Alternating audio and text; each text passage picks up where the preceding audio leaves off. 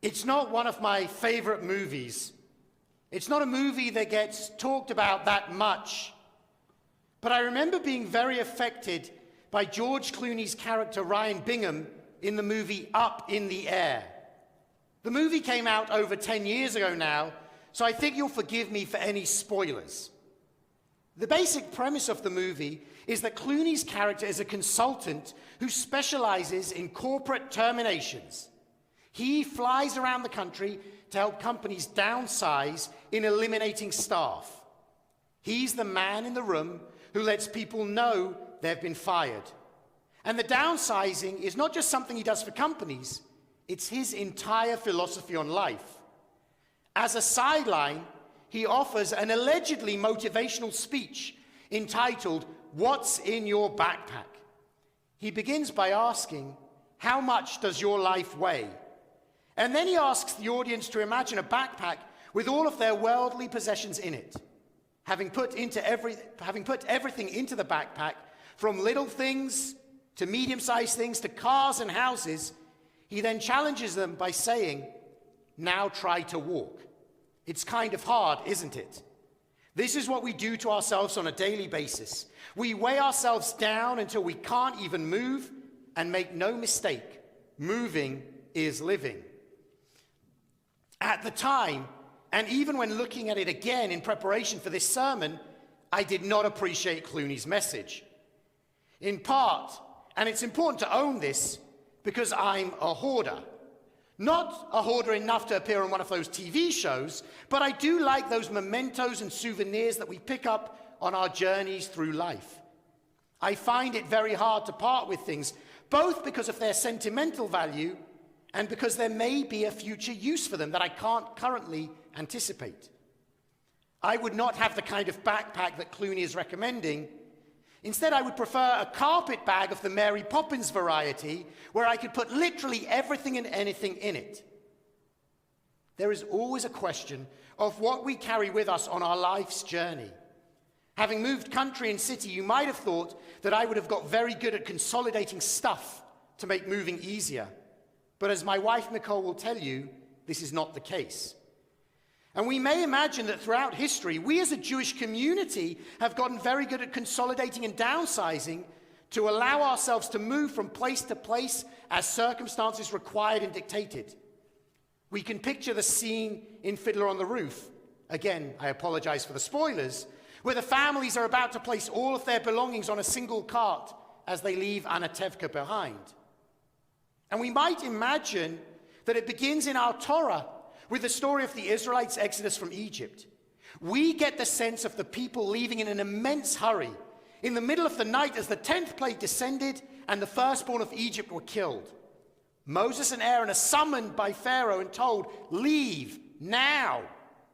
We left so quickly that we are told that our bread did not even have time to rise, which is one of the reasons we eat matzah at Pesach and Passover. If they were leaving that quickly, how could they have had time to take any more than the bare essentials, especially with the need to be able to carry everything with them for the next 40 years? But that's not all they took with them. At the end of this week's Torah portion, which marks the end of the book of Bereshit, Genesis, our first book of Torah, we conclude with a request from Joseph. We read that Joseph and his brothers remained in Egypt after Jacob's death, and that Joseph lived 110 years. And then he says to his brothers, "I am about to die. God will surely take notice of you and bring you up from this land to the land that God promised on oath to Abraham, to Isaac, and to Jacob." So Joseph made the sons of Israel swear, saying, "When God has taken notice of you, you shall carry up my bones from here."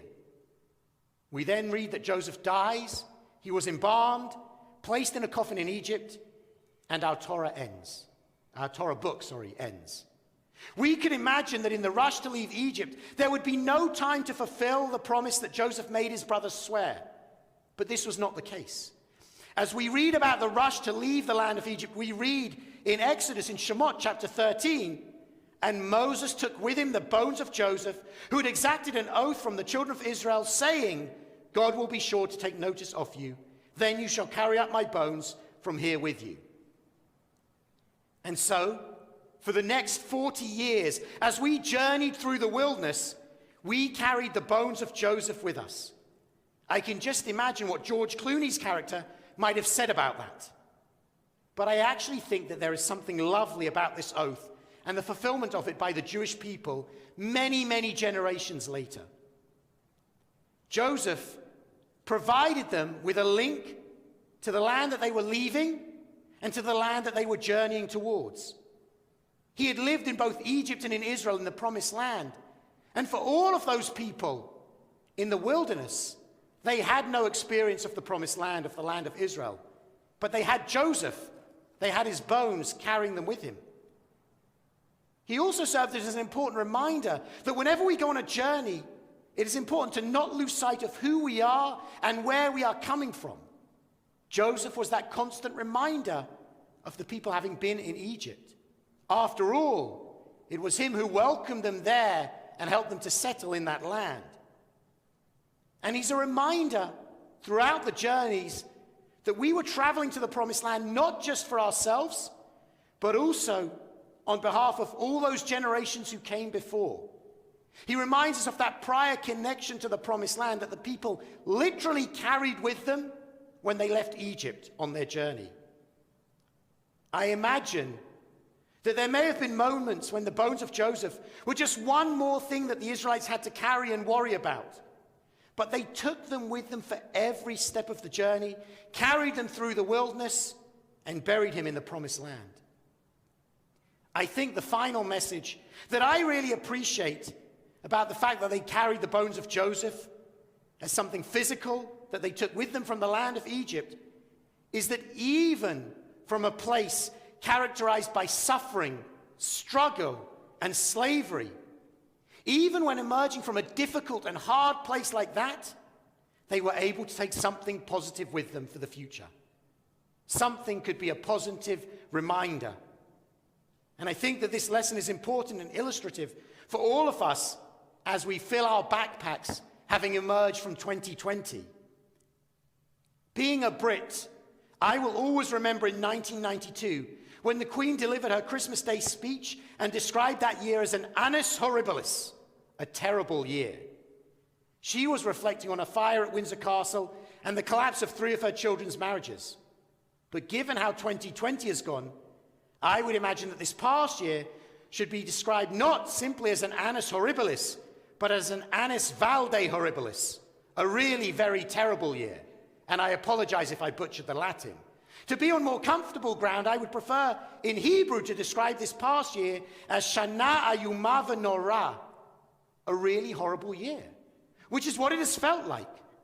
But just like the Israelites found something positive to take with them out of Egypt, as we emerge from this most challenging of years, we need to find those positives to take with us. The elements of 2020 that we can put in our backpacks and carry into this new year that is stretching before us of 2021. I've put in my backpack a renewed appreciation for our interconnectedness. We've realized just how close we are and connected each one of us is, not just with the people in our communities and our towns, but with everyone in our country and our world. I want to keep hold of that. I want to take with me gratitude to all of the frontline essential workers and so many others who have ensured that despite all of the challenges, we've been able to go on with our lives. And those people who've risked their lives to ensure that others will be saved. I have so much gratitude filling up my backpack for all of them and all that they did. And I want to take with me the ability to connect with people despite the distance that has been placed between us. It has been so hard to not be able to be physically present with one another during so much of this year. And it is such a treat in this way just to be, even at a distance in this sanctuary, with Cantor Hollis and Rabbi Jordan with Vivian. But despite that, we have found so many ways to be able to connect with one another. I have celebrated various life cycle events and moments in our Jewish calendar with friends and family, not just around a table, but around the country and around the globe. Technology has allowed us to surpass and come over barriers that would never have previously been surmountable, so that we can celebrate together even when we're apart. We can connect even when we can't be together. We've had that here at Temple Shir Tikva, and thank you to all of you who've made that possible. And so now, on this first day of this new year, having finally closed the book on 2020, it might have been a terrible year. A Shana Ayuma V'Nora, a year that we are pleased to leave behind. But I hope that all of us will be able to find some positives, some lessons, some ideas that we want to put in our backpack and carry forward with us into 2021. Shabbat Shalom.